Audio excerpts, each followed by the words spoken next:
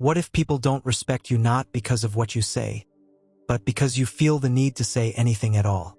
What if every time you explain yourself, defend your actions, or prove your worth, you're unknowingly lowering your value? The world doesn't respond to effort the way you think. It responds to presence, and you might be giving yours away too easily. There's a quiet pain many people carry, the feeling of not being taken seriously, misunderstood, or constantly needing to prove they're enough. Over time, that pain becomes a habit of over-explaining, overreacting, and giving energy to people who never deserved it. You've felt it, that moment when someone challenges or disrespects you, and something inside tightens. Your mind races, emotions rise, and suddenly you're reacting, trying to fix things, trying to regain control. But in that moment, control is already gone. You've been taught that speaking more gives power, that defending yourself earns respect, that explaining leads to understanding. Look closer. People who command attention rarely do those things. They don't rush to respond. They don't justify themselves. They don't argue to be heard. A part of you may be realizing something uncomfortable. The problem might not have been others. It might have been how you responded, how you needed to be understood, how you chased validation without realizing it. Most people never escape this cycle. They keep reacting, explaining, and trying to win conversations that don't matter. In doing so, they lose something more important: their control, their presence, and eventually their sense of self. The hardest truth is this: the moment you stop trying to prove yourself is when people start seeing your value. But reaching that point requires silence, restraint, and the discipline to walk away. Silence feels uncomfortable, not because it's weakness, but because it forces you to face the fear of being invisible. That fear drives people to speak unnecessarily, react impulsively, and explain when no one asked. Notice the pattern. The more someone tries to prove their point, the less convincing they seem. The more they defend themselves, the more suspicious it looks. The more they argue, the more respect they lose. You were taught to win arguments, but the real game isn't about winning. It's about not needing to play at all. Every emotional reaction invests energy into something that rarely gives anything back. Over time, that drains you, leaving you exhausted, frustrated, and still misunderstood. Think about people who seem untouchable. They don't get pulled into drama. They don't react instantly. They're comfortable with silence. That difference creates a presence that stands out without effort. Reacting feels good. Explaining feels like control. Arguing feels like strength. But they're temporary relief, not real solutions. They keep you stuck in a cycle of giving more and gaining nothing. Eventually, you depend on those reactions. Silence feels like losing, when it's actually where you begin to regain control. This shift isn't easy. When you stop reacting, people will test you. They'll push harder because they're used to controlling your reactions. When that control fades, they don't understand it, so they try even more. Most people fail here. They return to old habits because they feel familiar, even if those habits were holding them back. But if you sit through the discomfort, something begins to change. Not just how others see you, but how you see yourself. First, it feels like loss, like you're holding back something that needs to be said. Your mind tells you you're becoming weak, but you're not. You're breaking a habit that controlled you for years. You built your identity around reacting, being heard, and proving your side. When you stop, it creates a gap, a silence where your old self used to exist. That silence can feel empty, but it's actually space for something stronger to grow. Most people never reach this stage. They run back to what feels familiar and stay stuck in the same cycle. But you're starting to see differently. Not every situation deserves your energy. Not every opinion deserves your response. Not every challenge requires proof. You begin to notice the noise around you. Pointless conversations, empty arguments, people speaking just to be heard. Instead of reacting, you observe. That observation creates distance. And that distance gives you control. A moment will come when someone expects a reaction. They provoke you, waiting for the usual response. But this time you pause. Not out of hesitation, but awareness. And in that pause, you realize you don't have to engage. That moment is small but powerful. For the first time, you choose your response instead of reacting automatically. That choice is real power. As you practice this, your energy shifts. You speak less, but your words carry more weight. You react less, but your actions become intentional. People notice not because you try, but because your presence has changed. Some people will respect it immediately. They'll sense the shift and adjust how they approach you. Others won't understand it at all. They'll see your silence as arrogance, your calm as indifference, your restraint as weakness. And they'll try harder to provoke you, chasing the reaction they're used to. This is where your discipline is tested most. It's easy to stay calm when things are easy, but when you're pushed, questioned, or disrespected, the old urge returns stronger than ever. The urge to respond, defend, and prove yourself comes rushing back. But here's the truth most people miss. The need to prove strength often shows you're not fully in control yet. Real strength doesn't announce itself. It doesn't need validation. It doesn't need to win every confrontation. The more you resist that urge, the more you understand something deeper. Your value was never in arguing well, responding quickly, or explaining effectively. Your value is in staying steady when everything tries to pull you off balance. As you experience that stability, even briefly, something begins to shift inside you. You stop seeking approval in conversations. You stop needing agreement. You stop feeling threatened by opinions that once triggered you. Instead of reacting, you start choosing. Choosing when to speak. Choosing when to walk away. Choosing what deserves your attention. That awareness separates you from those still operating on impulse. Over time, this changes more than conflict. It changes how you see everything. You begin noticing how often people act from emotion, not intention. How often they speak from insecurity, not confidence. Instead of taking it personally, you begin to understand it. That understanding creates a deeper calm. Not avoidance, but clarity. You see situations without being pulled into them. And that clarity gives you an advantage most don't notice. You'll see it in conversations. Others rush to fill silence, while you let it exist. You'll see it in disagreements. Others escalate while you stay grounded. You'll see it in yourself. What once drained you no longer has the same effect. And here's the surprising part.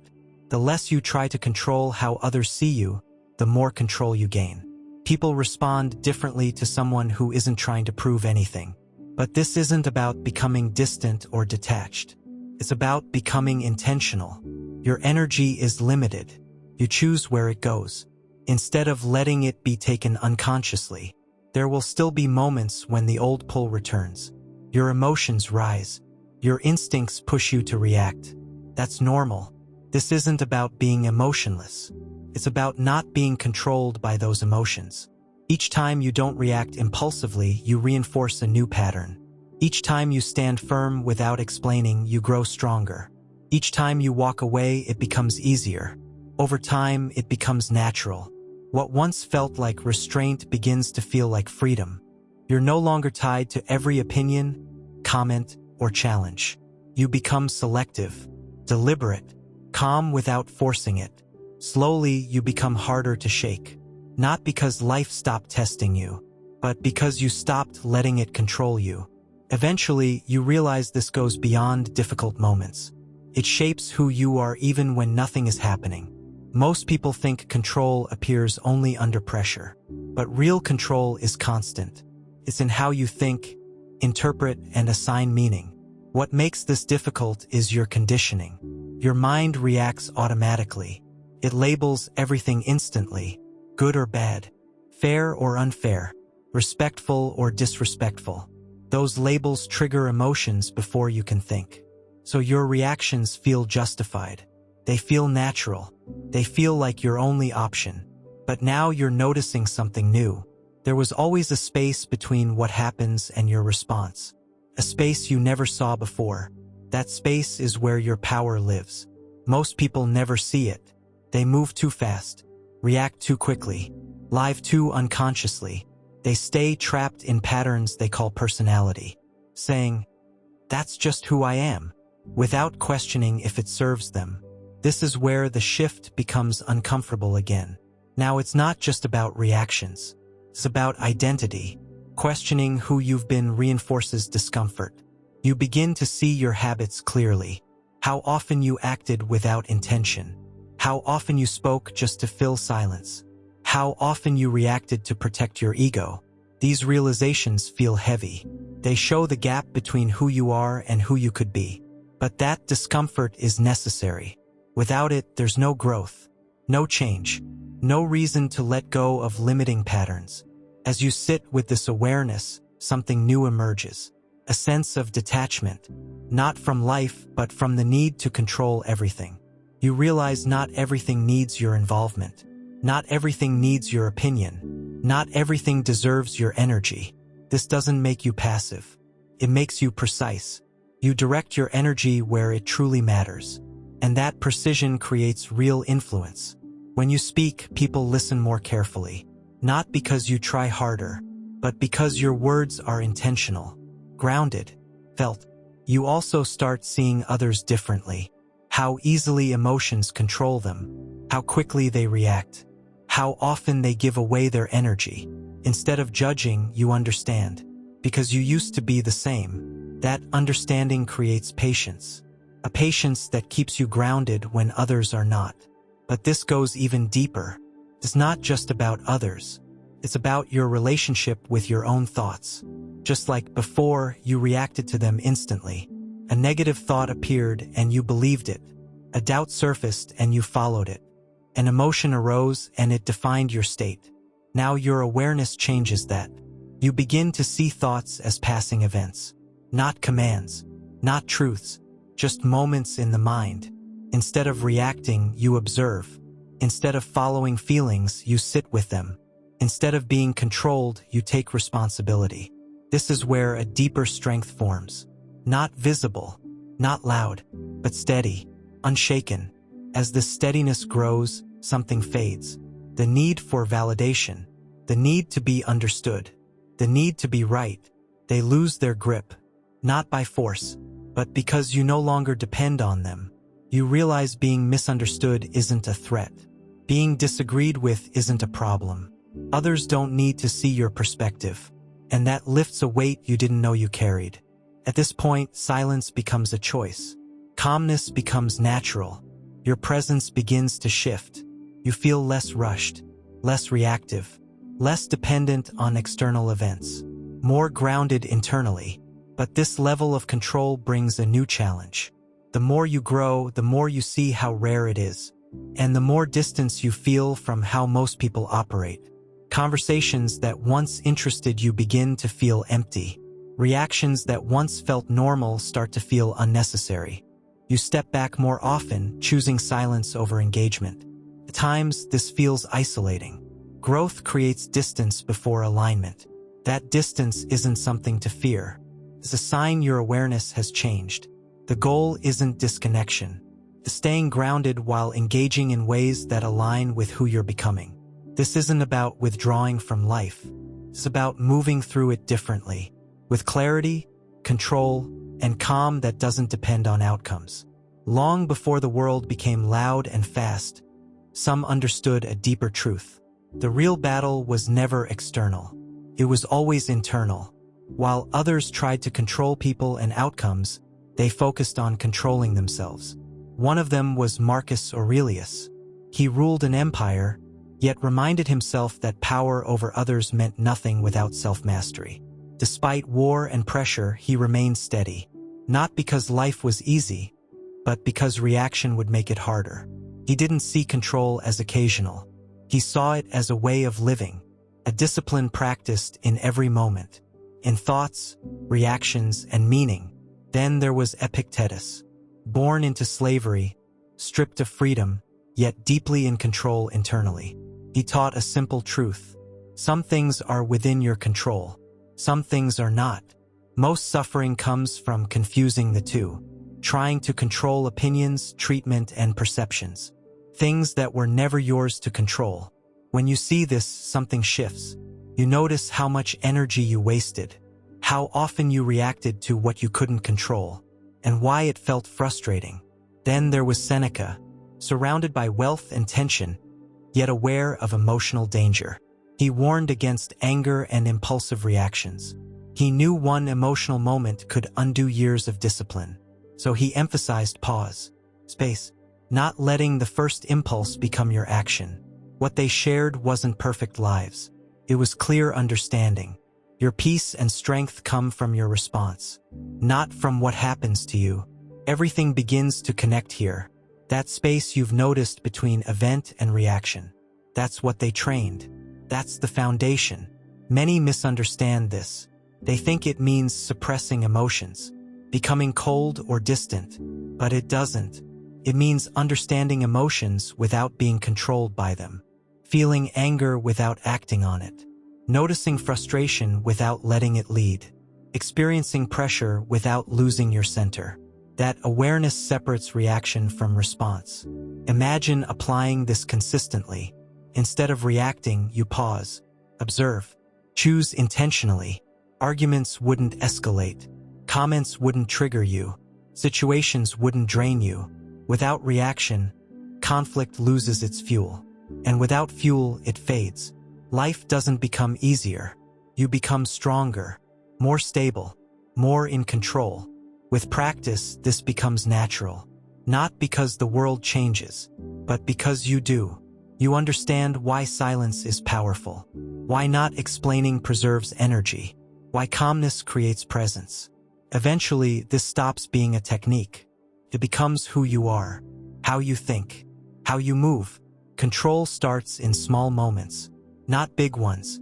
How you respond to interruptions, how you handle inconvenience. If you can't stay steady in small moments, you won't in big ones. So practice begins here. When something minor happens, pause. Don't react immediately. Notice what's happening inside you. The urge, the emotion, the thoughts. Let them pass without acting. At first, it feels unnatural. You're interrupting a long-standing pattern. But that interruption creates change. Each pause weakens the old habit. Each pause strengthens a new one. Next, allow people to misunderstand you. This is difficult. The need to be understood feels personal. But most misunderstandings don't need correction. They feel urgent because of ego. When you resist that urge, something shifts. You stop managing perceptions constantly. You experience a new kind of freedom. Freedom from controlling opinions. Freedom from unnecessary explanations. Then, choose your battles intentionally. Not everything deserves your response. Not everything deserves your energy. Walking away is a sign of awareness, not avoidance. It doesn't mean silence always. It means speaking with intention, controlled, clear. Then focus on your internal dialogue. If your mind is still reacting, control isn't complete. So observe your thoughts. Don't fight them. Don't follow them. Don't let them define your state. A thought only has power if you give it meaning. Over time, your experience changes. Things feel less personal. Triggers feel distant. Stability becomes internal. Then comes consistency. This isn't a one-time shift. It's daily practice. In conversations, challenges, and quiet moments. Discipline is built in private. You will slip. You will react sometimes. That's part of the process. The goal isn't perfection. It's awareness. Notice quickly. Return to control. Keep going. With practice, something changes. You feel more in control. Others respond differently. Not because you try, because your presence changed. You become harder to provoke, harder to control, and that alone sets you apart. More importantly, you feel different, calmer, clearer, less burdened. That internal shift matters more than validation. Eventually, this becomes natural, your default state, your way of being, without effort. Then you realize the truth. The goal was never controlling others, never winning arguments, never proving anything. It was mastering yourself. And once you do, everything becomes easier. You're no longer trying to stay calm. You simply are. And that changes everything. The world responds differently, not because it changed, because you did. People lose interest in provoking you. They don't get the reactions they expect. Without reaction, they lose control. their influence fades. You see how much of life runs on reaction. Conversations, conflicts, relationships, all driven by patterns. Once you see it clearly, you can't go back. A quiet confidence builds. Not loud, not performative, steady, grounded, independent of validation. Your presence becomes powerful. Not forced, not performed, felt. You don't try to impress. You don't try to control perception. That absence creates natural impact. But this doesn't make you superior. It makes you responsible. Responsible for your reactions, your energy, your direction. That responsibility can feel heavy. It removes excuses, replaces them with truth. Every response is a choice, whether you notice or not. When you accept that, everything shifts. You look inward for control. That's where growth accelerates. Challenges don't disappear. Disrespect still exists. Pressure remains. But they no longer define you. They become tests. And each test strengthens you. Not visibly, but internally. You stay centered, focused, in control. Clarity increases. You see people and situations as they are, without emotional distortion, without taking things personally. That clarity improves your decisions, your environment, your relationships. You naturally move away from chaos, not by force, by preference. Peace becomes more valuable than proving a point. Clarity matters more than being right. Control matters more than emotional release. These values guide you, without effort, without reminders. At this point, your silence carries meaning. Your words carry weight. Your actions carry intention. And that presence earns respect, even if it's not fully understood. And the most powerful part of all of this is not how others see you. It's how you see yourself. Because for the first time, you're no longer at the mercy of your impulses, your emotions, or your environment. You're grounded in something stable, something you've built through awareness and discipline. So when life challenges you, you don't react the way you used to. You don't rush to defend, explain, or prove. You pause, you observe, and you choose. And that choice is what separates who you were from who you've become. And if you've made it this far, if you've stayed with this idea, reflected on it, and started to see yourself in it, then you're already ahead. Because awareness is where everything begins. And once you see it, you can't unsee it. So the next time you feel that urge to react, that pull to explain, that need to prove yourself, remember this. You don't have to respond the way you always have. You don't have to give your power away just because it feels familiar. And you don't have to be controlled by something you're capable of mastering. Here's the part no one talks about. Every time you react the way you always have, every time you explain yourself unnecessarily, every time you let your emotions take control, you're not just losing that moment. You're reinforcing a version of yourself that stays stuck, predictable, and easy to read. And the world notices that, even if it's subtle, even if no one says it directly. People can sense when someone is driven by impulse rather than intention. When someone is easily triggered, easily influenced, easily pulled into situations that don't serve them. Over time, that pattern builds a reputation. Not just in how others see you, but in how you see yourself. Because every reaction becomes evidence. Evidence that you're not in control yet. Evidence that your emotions still decide your actions. And that realization slowly affects your confidence. But the opposite is also true. Every time you pause, every time you hold your silence, every time you choose not to engage in something beneath you, you're building a different kind of identity. One rooted in control, awareness, and discipline.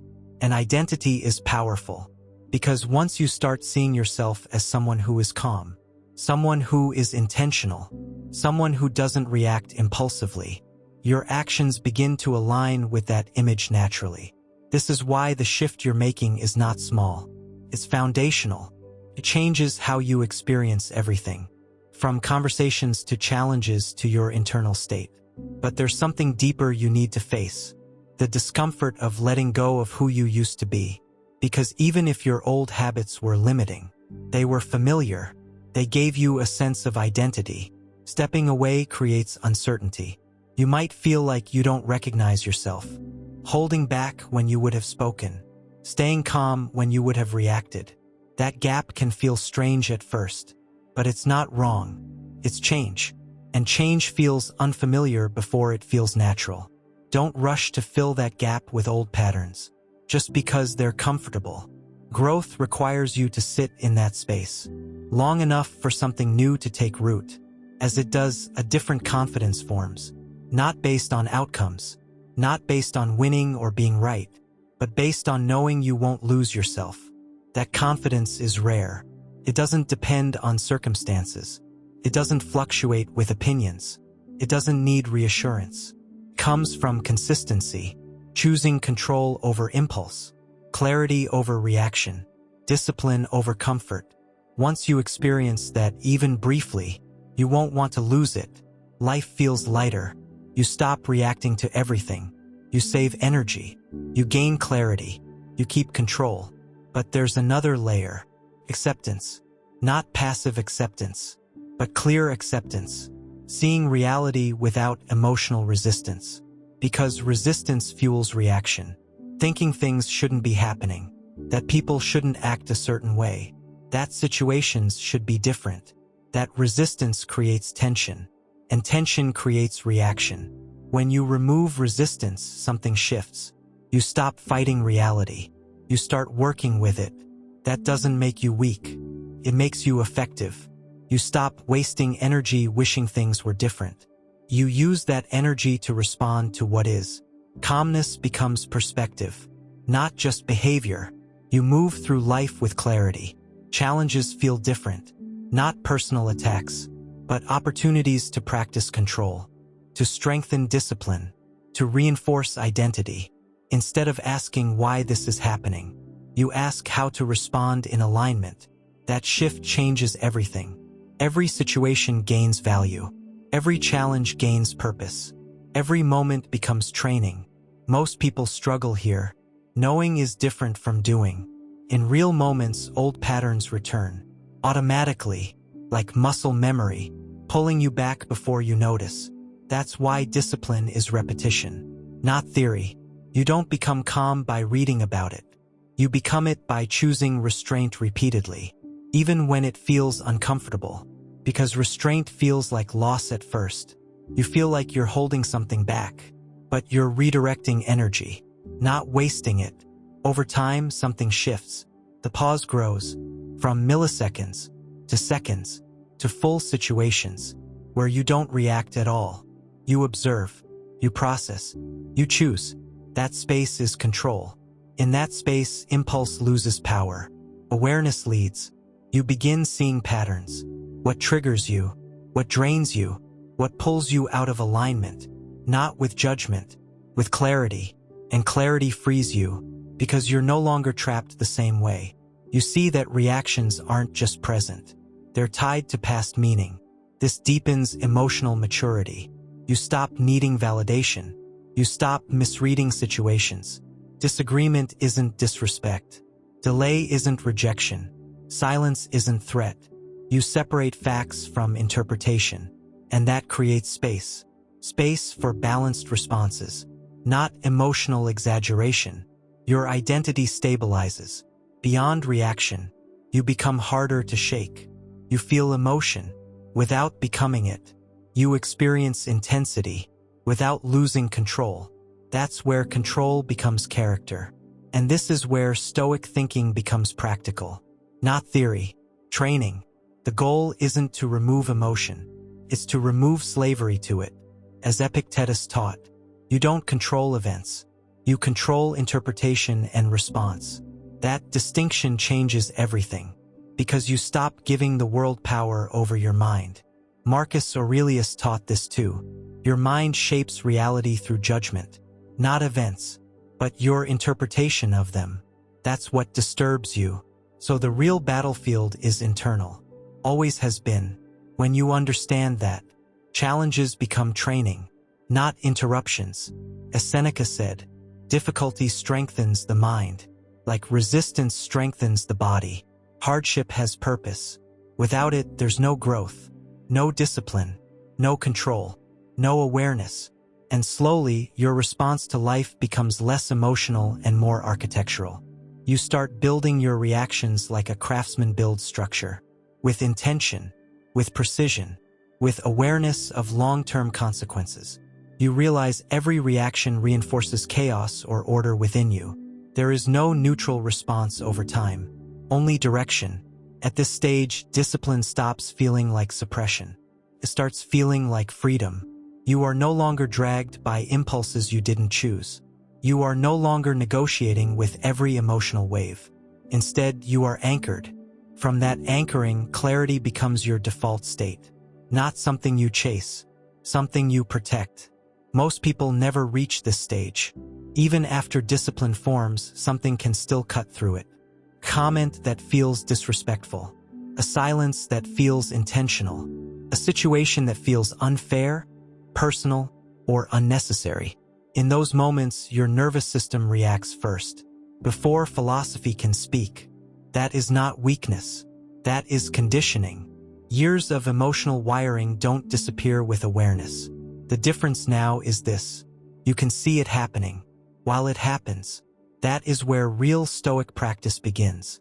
Not in calm moments, but in triggered ones. As Epictetus taught, events don't disturb us. Our judgments about them do. So when something feels like disrespect, ask yourself, is it objectively disrespect? Or is it meaning you're assigning in real time? That pause is where freedom begins. Without it, you are not responding. You are reacting from memory. The emotional mind makes everything personal. It says, this is about me, even when it isn't. It says, respond now, even when silence is better. If you're not aware, you obey it.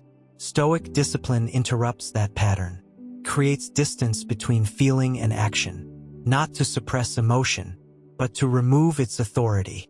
As Marcus Aurelius wrote, you control your mind, not external events. Understanding this is easy. Living it is difficult, especially when your ego is activated. Because ego wants victory. It wants to win arguments that don't matter. It wants validation, confirmation, recognition. But discipline asks a different question. Will this matter in 1 hour, 1 day, 1 year? That question dissolves emotional storms. Because most reactions are fueled by urgency. The belief something must be addressed now, or it will define you. When you step outside that urgency, you see clearly. Urgency is often just emotion, disguised as importance. And once you see that, you step outside it. There is also a quieter struggle. Not anger, but detachment. You feel distance from people, from situations, from past versions of yourself. At first, it feels like loneliness, like disconnection, but it is refinement. You are no longer entangled in everything. The old self does not disappear quietly. It resists, pulls you back into familiar chaos, because chaos once felt like identity, when peace is new. This is why Stoics emphasized endurance. As Seneca noted, difficulty reveals the mind's strength, not because suffering is good, but because resistance exposes what controls you. So when you feel the urge to react, to explain, to prove, to defend your ego, understand this. It is not an emergency. It is exposure. It shows where you are not yet free. Don't judge it. Observe it. Sit with it. Let it pass. Without feeding it identity. Every time you don't feed it, you weaken it. Every time you choose silence over impulse, clarity over reaction, you shift internally. Emotion is no longer the commander. It becomes information, and you decide what deserves action. Eventually, something powerful happens. You stop needing external validation to stabilize your internal state. You stop waiting to be understood, to feel at peace. Peace becomes unconditional. That is emotional independence, not isolation, but sovereignty. From that place, life looks different, not easier, but clearer. You see people accurately, without projection. You see situations without distortion. You see yourself without illusion. In that clarity, difficult moments lose control. They can affect you, but not define you. So the shift is not about being emotionless. It's about being ungovernable by emotion, reaching a point where feeling doesn't dictate action, and experience doesn't define identity. That is quiet strength. Not a life without pressure, but a mind unbroken by it. As Marcus Aurelius said, the obstacle becomes the path. When met with the right mind, nothing external needs to change. For internal growth to happen, every delay becomes training. Every silence becomes practice. Every conflict becomes refinement. As Epictetus would say, you are shaped by response, not events. And that response, repeated over time, becomes identity, not declared, not performed, built in private, in unnoticed moments. That is what most people miss. Discipline is not loud. Growth is not obvious. Control is not announced.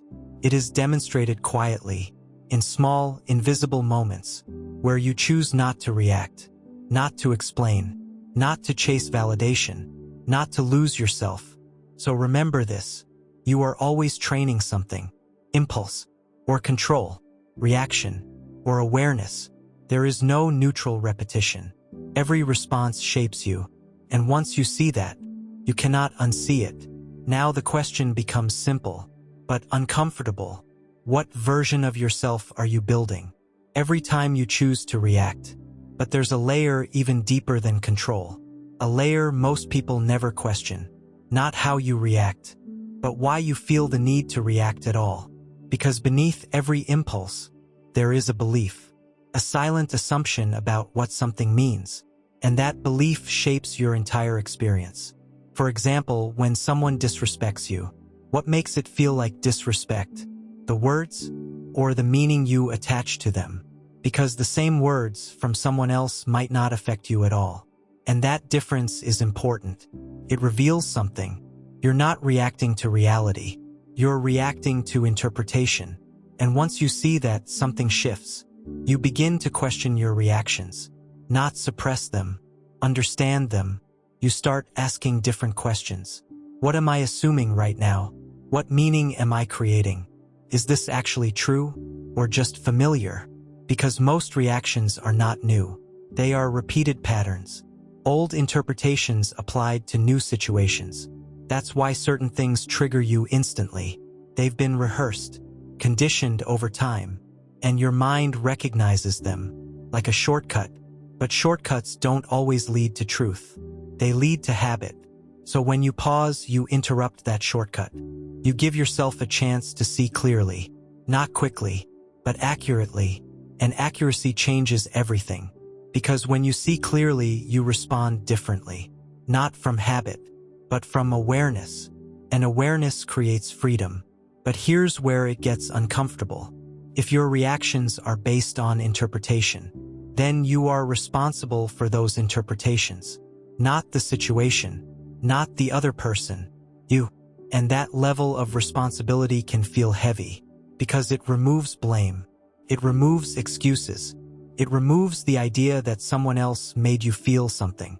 Instead, it shows you something else. You participated in that feeling. Through meaning, through memory, through expectation. That doesn't mean your emotions are wrong. It means they are informative. They show you how you see the world, and how you've learned to protect yourself. Because many reactions are not about the present. They are about protection. Protection from being disrespected, ignored, dismissed, misunderstood. So when something feels intense, it's often not just about now. It's about everything it reminds you of. And that's why the reaction feels bigger than the moment. But when you see that clearly, you stop treating every situation like a threat. You start separating past from present. You respond to what is happening, not what it reminds you of. And that is a different level of control. Not just behavioral, but perceptual. You're not just changing what you do. You're changing how you see. And how you see determines everything. Because perception shapes emotion. Emotion shapes action. Action shapes identity. So when you adjust perception, you shift the entire chain. At the root, this is why curiosity becomes powerful. Instead of reacting, you become curious. Why did that affect me? What did I make it mean? Is there another way to see this? Curiosity slows everything down. It replaces certainty with exploration. And in that space, reaction loses speed, and control gains ground. You stop needing immediate answers, immediate reactions, immediate conclusions.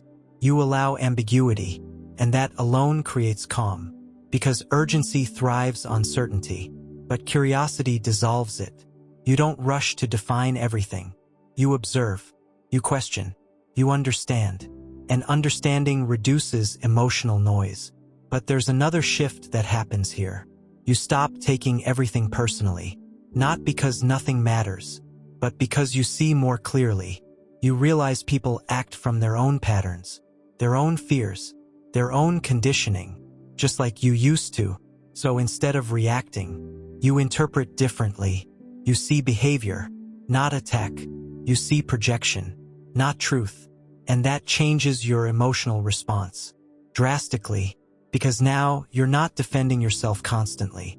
You're observing, choosing, deciding, and that creates space. Space between you and everything else. And in that space, you find something unexpected. Peace. Not because nothing happens, but because everything doesn't reach you the same way anymore. And once you experience that, even briefly, it changes your standard. You stop wanting constant stimulation, constant reaction, constant emotional intensity. You begin to prefer clarity, stillness, control, and that preference shapes your behavior naturally. You don't force discipline. You choose it because it feels better, cleaner, lighter, more aligned. But this also means something else. You outgrow certain dynamics, certain conversations, certain environments, not with judgment, but with awareness. You see what pulls you out of alignment, and you stop entertaining it. Not dramatically, quietly, consistently, and over time your environment reflects that. Less chaos, less noise, less unnecessary conflict, more intention, more clarity, more space. And in that space, something deeper develops. Trust, not in others, but in yourself. Trust that you can handle situations without losing control, without losing clarity, without losing yourself. And that trust changes how you move. You become less defensive, less reactive, less urgent, because you're not trying to protect something fragile anymore. You're grounded in something stable, and stability removes fear. Not completely, but enough. Enough to choose differently, enough to pause, enough to observe, enough to respond with intention. And that is where everything comes together, not in one big moment, but in small, repeated choices. Moments where you could react, but don't. Moments where you could explain, but choose silence. Moments where you could prove something, but realize you don't need to. And those moments stack, quietly, gradually, until one day you notice something. You are no longer trying to control yourself. You are in control, not perfectly, but consistently. And that consistency becomes identity, not something you claim, something you live. And once you reach that point, the question changes again. Not, how do I stay in control? But something deeper. What kind of person am I becoming through this control? Because control is not the end. It's the foundation for something even more important, direction. And once you have both, control and direction, you stop reacting to life and start shaping it, intentionally, quietly, powerfully. At this point, Stoicism stops being something you study. It becomes something you apply, not occasionally, but moment by moment, because the real philosophy was never theoretical. It was practical, lived in real situations, under pressure, in discomfort, in uncertainty. The Stoics trained for this, not in perfect conditions, but in difficult ones, because they understood something most people ignore. You don't rise to your intentions, you fall to your training. So they trained the mind, relentlessly, quietly, daily, not to control the world, but to control perception, because perception shapes everything. As Epictetus emphasized, Some things are within your control. Some things are not. And wisdom is knowing the difference. But knowing is not enough. You have to practice it, repeatedly, in real time, when emotions are active, when pressure is present, when your ego is involved. That's when the principle matters, because it's easy to accept what you can't control, when nothing is bothering you. But when something hits your identity, your pride, your sense of fairness, that's when confusion begins. You start trying to control outcomes, people, opinions, perceptions, things that were never yours.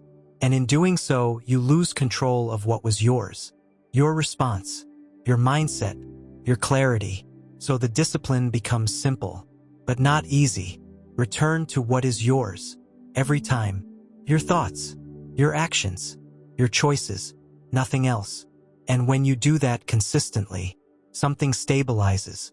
You stop scattering your energy across things you can't influence. You start consolidating it within yourself, and that creates power. Not external power, internal power, the kind that doesn't depend on circumstances. Marcus Aurelius practiced this constantly, reminding himself that other people's actions are theirs. His response is his, always, no exceptions, no excuses, and that level of ownership changes everything. Because once you fully accept that, blame disappears, not because others are perfect, but because blame doesn't serve you. It doesn't give you control, takes it. So instead of asking, why did they do that? You begin asking, how will I respond to this? And that shift brings you back to the only place you have influence, yourself. Another principle the Stoics lived by was voluntary discomfort, not for suffering, but for strength. They would intentionally do difficult things, endure inconvenience, practice restraint, so that when real difficulty came, it wasn't overwhelming, because they had trained for it. And this applies directly to you. Every time you choose silence, when reaction is easier, you are practicing discomfort. Every time you don't explain yourself, when your ego wants to, you are strengthening discipline. Every time you walk away from something that pulls you, you are building control. And those small acts matter more than you think, because they compound quietly over time until your default changes. Another Stoic principle, premeditatio malorum, the practice of anticipating difficulty, not to create anxiety, but to remove surprise, because surprise amplifies reaction, but preparation reduces it. So imagine situations beforehand. Someone disrespects you, ignores you, misunderstands you. See it clearly, accept it mentally, before it happens. So when it does, you are not shocked. You are ready, and readiness creates calm, because nothing feels personal, feels expected, and what is expected is easier to handle. Then there is the principle of impermanence. Everything changes, everything passes, every emotion, every situation, every opinion, temporary. And when you truly understand that, you stop reacting as if everything is permanent. You stop treating moments like they define you, because they don't. They pass, just like everything else. And that awareness softens reaction, because urgency fades, intensity fades, you gain perspective, and perspective creates control. Seneca spoke often about time, how people waste it, not just physically, but emotionally, giving time to anger, to arguments, to unnecessary conflict, without realizing the cost. So when you react impulsively, you're not just losing control, you're spending time on something that may not matter. And once you see time as limited, your responses become more selective, more intentional, more disciplined, because you realize something simple. Not everything deserves your time. Not everything deserves your energy. Not everything deserves you. And that realization changes behavior, naturally, without force. Then there is acceptance of nature, amor fati, love of fate, not just accepting what happens, but embracing it, seeing everything as part of your path, even difficulty, especially difficulty, because difficulty is where growth happens, where discipline is tested, where awareness deepens. So instead of resisting situations, you lean into them, not emotionally, but mentally. You ask, how is this serving my growth? What is this teaching me? And that question transforms experience. From resistance to refinement, from frustration to training. And once you adopt that mindset, nothing is wasted. Every situation becomes useful. Every moment becomes practice. Every challenge becomes material for becoming stronger, clearer, more controlled. And over time, these principles stop feeling separate. They merge into one way of being. You see clearly. You accept what is. You control what you can. You release what you can't. You act with intention. You respond with awareness. And you remain steady, not because life is predictable, but because you are. And that is the essence of Stoic strength. Not rigidity, not suppression, but consistency. A mind that doesn't collapse under pressure. A presence that doesn't depend on conditions. And a way of moving through life that remains grounded, no matter what happens. And if this resonates with you, don't leave it as inspiration. Turn it into consistency, because change comes from repetition, not insight alone. If you want more content like this, content that sharpens your mindset and builds real discipline, then subscribe to this channel. Stay connected, stay intentional, and keep building a version of yourself that doesn't react, but responds with control.